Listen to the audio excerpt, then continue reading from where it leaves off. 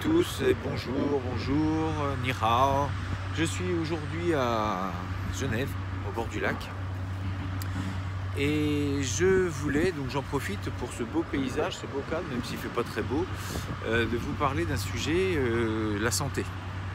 Et la dernière fois, je vous parlais de la mort, donc aujourd'hui, la santé. Donc qu'est-ce qui va permettre un petit peu d'entretenir cette santé et qu'est-ce qui va permettre de retarder cette mort inéluctable, et donc à travers des exercices, mais aussi à travers tout ce qui englobe le côté santé, donc l'alimentation, le sommeil et toutes ces choses-là.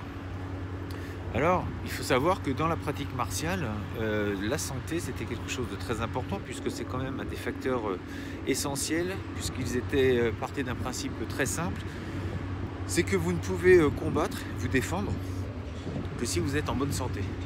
Ça paraît logique. Si vous êtes malade, si vous êtes handicapé, si vous avez de la fièvre, si quoi que ce soit, ça va être très difficile de partir à la guerre. Ou en tout cas même de se défendre tout simplement.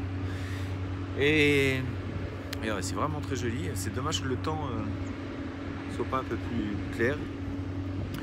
Mais bon, ça ne va pas empêcher de faire cette petite vidéo. Donc la santé, eh bien écoutez, on va dire que ça regroupe plusieurs facteurs. L'alimentation, on y pense tout de suite. L'alimentation, ce qu'on ingurgite en fait. Et puis, pas seulement les choses physiques, mais aussi intellectuelles. Je pense que le côté nourriture intellectuelle a aussi son intérêt, donc à travers la lecture, un bon roman, un bon film, en tout cas tout ce qui va nous faire du bien, va contribuer à cette santé. Le rapport avec les autres, le côté social, le sommeil. Le sommeil, avoir une bonne hygiène de vie en fait en général, faire attention un petit peu à ce qu'on fait subir au corps et au mental, va être important au niveau psychique. Ça va éviter le stress, éviter toutes les mauvaises pensées, avoir quelque chose de bien pour soi. Et puis il y a le côté gymnastique chinoise. Alors je ne fais pas rentrer dedans le côté sportif, parce que généralement et malheureusement on a tendance à voir que le côté est poussé à l'extrême, les compétitions. D'ailleurs je ferai une petite vidéo sur ça concernant l'actualité, là, ce qui s'est passé récemment avec McGregor, enfin bref, j'en parlerai sur une autre vidéo. Mais en tout cas on voit que poussé à l'extrême, ça ne va pas dans la conception de l'art martial, c'est-à-dire de préserver la santé. Malheureusement, quand on se pousse, il suffit de voir un petit peu avec tout ce qui est dopage, avec toutes ces substances illicites que les sportifs de haut niveau prennent, un petit peu poussés par sûrement leur fédération, et pour le côté show. Il faut qu'il y ait du show à la télé. Il faut qu'on voit toujours de plus en plus haut, de plus en plus loin, de plus en plus fort.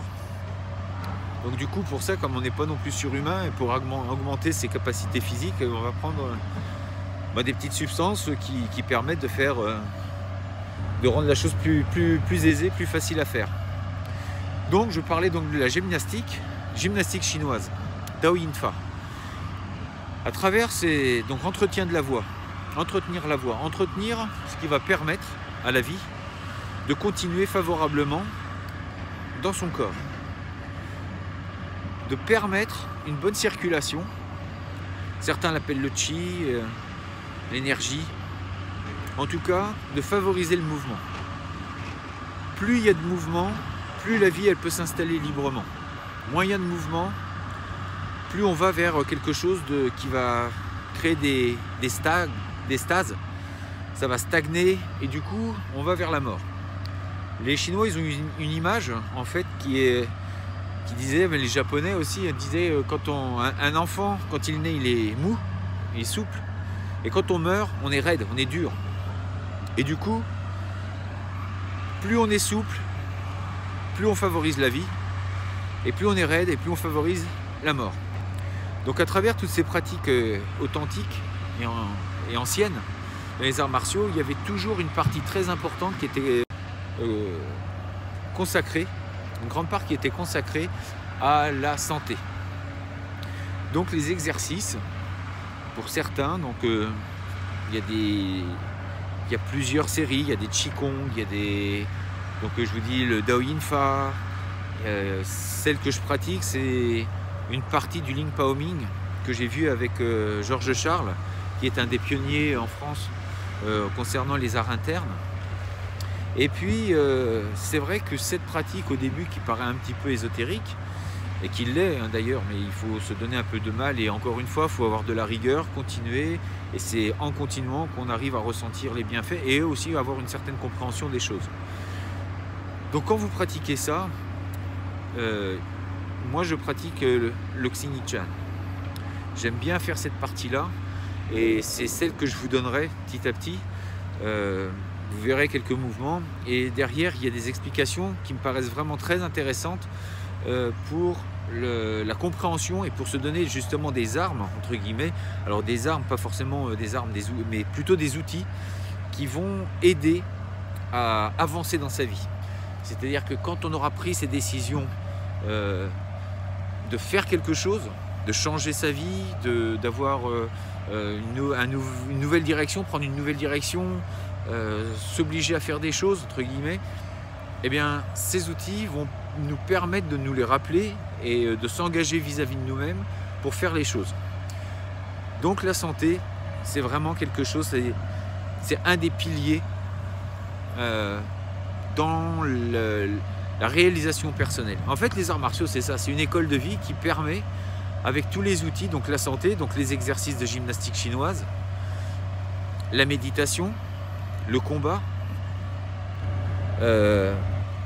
l'apprentissage de nouvelles connaissances, s'élever, comme je disais, s'élever au plus haut de ce que l'on peut être, sans écraser les autres, encore une fois. Tout ça, ça va vraiment nous permettre de nous réaliser avec des conceptions qui nous font avancer et qui nous permettent d'avoir cette rectitude que bien souvent on perd, de jamais faire les choses.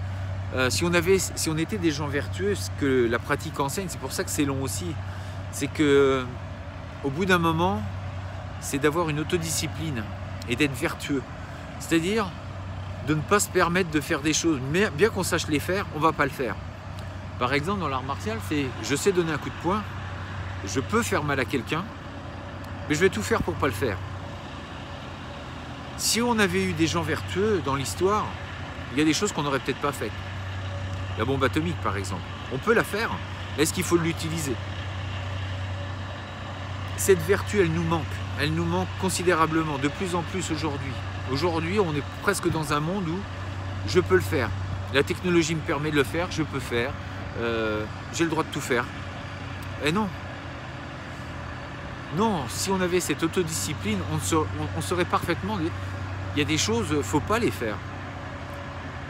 C'est réfléchir et de se dire quelles vont être les conséquences de mes actes. C'est donc se positionner en tant qu'être humain, d'avoir une certaine responsabilité parce qu'on sait qu'on va laisser une empreinte. Quelle va être cette empreinte? Bien, mauvaise? Est-ce qu'on sera fier de nous un jour? Je pense que c'est vraiment important. Il faut avoir cette notion de bienveillance et de faire attention. Et la pratique nous le rappelle. Et à travers les exercices de santé, je ferai une petite formation sur ça pour ceux que ça intéresse, sur les éléments et avec l'explication et le pourquoi de faire ces mouvements et qu'est-ce qu'ils apportent à différents plans, au niveau physique, au niveau de l'esprit et au niveau des prises de décision. Qu'est-ce qui travaille, sur quel organe, qu'est-ce qu'on travaille à tel moment. Voilà, mais écoutez, j'espère que ça vous aura plu. J'allais dire pluie, mais non, pas encore. Je pense qu'il ne va pas tarder à pleuvoir.